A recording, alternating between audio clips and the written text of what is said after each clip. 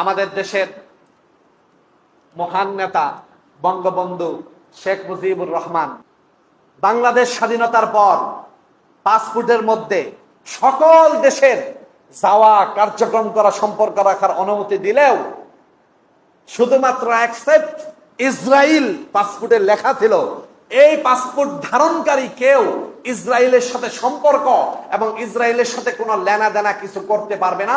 এটা বঙ্গবন্ধুর লেখা ছিল পাসপোর্টের মধ্যে। কার লেখা? এটা বর্তমান প্রধানমন্ত্রীর মাধ্যমে এই লেখা উঠিয়ে দেওয়া হয়েছে। যুগের পর যুগ আমাদের একটা প্রশ্ন, সকল ওলামায়ে কেরামের প্রশ্ন, এবং মাঠে ওলামায়ে কেরাম এই ব্যাপারে এখন কথা বলতেছে।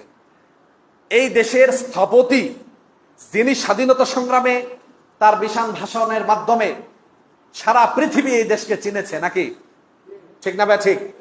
তিনি পাসপোর্টের মধ্যে ইসরায়েল সম্পর্কে এটা দিয়েছে এবং বলেছে ইসরায়েলের সাথে বাংলাদেশের পাসপোর্টধারী ইসরায়েলের সাথে সম্পর্ক করতে পারবে না।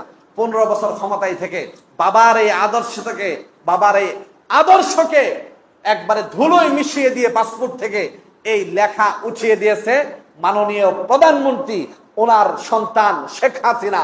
আমাদের একটা প্রশ্ন, পাসপোর্ট থেকে যুগের পর যুগ আপনার বাবার দেওয়া সম্মতি